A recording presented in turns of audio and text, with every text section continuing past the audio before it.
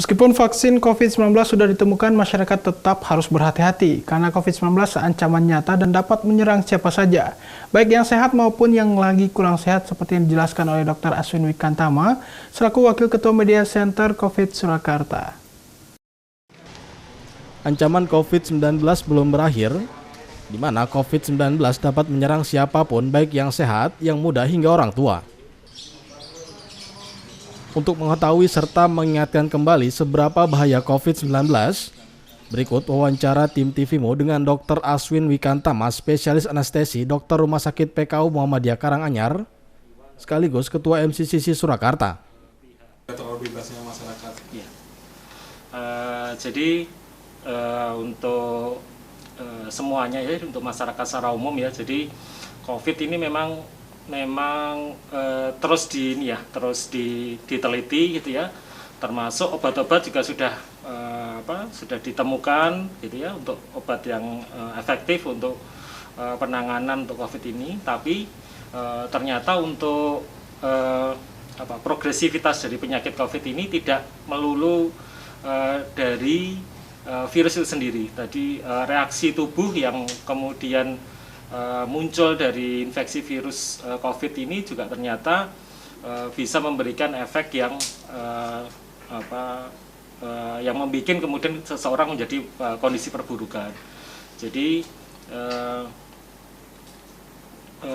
terutama seseorang dengan komorbid gitu ya, seseorang dengan misal dengan penyakit-penyakit kronis, ataupun seseorang dengan kondisi obesitas gitu ya, itu menjadi ketika terkena oleh virus COVID ini, terinfeksi oleh virus COVID ini, bisa menjadi suatu kondisi yang perburukan sampai dengan meninggal dunia. Nah, itu yang menjadi sesuatu concern yang harus diwaspadai untuk masyarakat semua. Jadi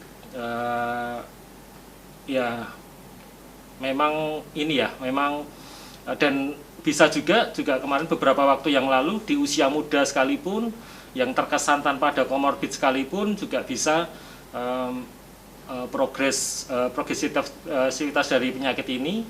Beberapa waktu lalu nakes juga ya, usia di bawah saya, jauh di bawah saya, juga meninggal dunia karena COVID ini. Jadi memang kalau secara penyakit memang ada 3 hal ya. Jadi ada agent, virus itu sendiri, virus bakteri, host itu dari seseorang sendiri yang bisa menjadi faktor risiko pemberatan tadi, ataupun lingkungan. Nah, itu yang ketika mungkin terkena virus COVID dengan strain yang membuat perburukan yang menjadi lebih berat gitu ya, pada seseorang yang dengan kondisi yang tanpa komorbid sekalipun, itu juga bisa menjadi kondisi perburukan yang sampai dengan meninggal dunia.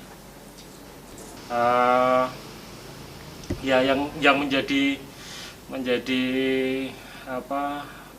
pemikiran bersama, kenapa kok kemudian menjadi tren ini menjadi meningkat. Jadi salah satu yang memang hal yang terus gencar kita gaung-gaungkan gitu ya, itu salah satunya terkait protokol kesehatan. Jadi ini kan sudah ini ya, beberapa waktu ini sudah mungkin masyarakat sudah mulai jenuh gitu ya dengan pembatasan aktivitas, sehingga kemudian kegiatan-kegiatan yang bersifat pengumpulan massa gitu ya, kalau di kegiatan keagamaan, semisal dengan pengajian yang secara tatap muka, itu sudah mulai dilakukan secara rutin gitu ya, dan termasuk kegiatan-kegiatan yang lain, kegiatan yang berwujud seminar ataupun kegiatan yang koordinasi yang melibatkan banyak orang, itu sudah mulai dilaksanakan lagi. Nah, hal-hal seperti ini yang menjadi kemungkinan itu menjadi faktor risiko untuk kemudian angka kejadian untuk COVID ini meningkat lagi di beberapa waktu ini.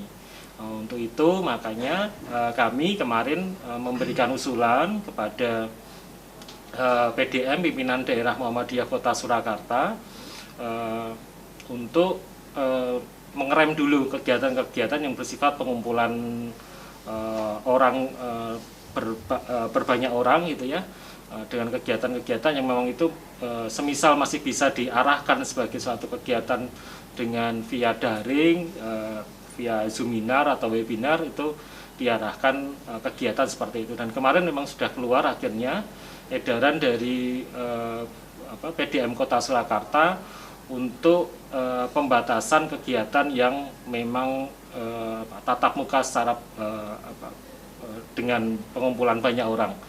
Jadi memang sudah dihimbau di Persyarikatan, di baik AUM, Amal Usaha Muhammadiyah, ataupun di Ortom, ataupun di Masjid Lembaga di bawah PDM Kota Surakarta untuk sementara mengurangi dulu sampai dengan menghentikan dulu untuk kegiatan-kegiatan yang berwujud tatap muka banyak orang gitu ya, sampai dengan menunggu kondisi kejadian COVID di Kota Surakarta menjadi lebih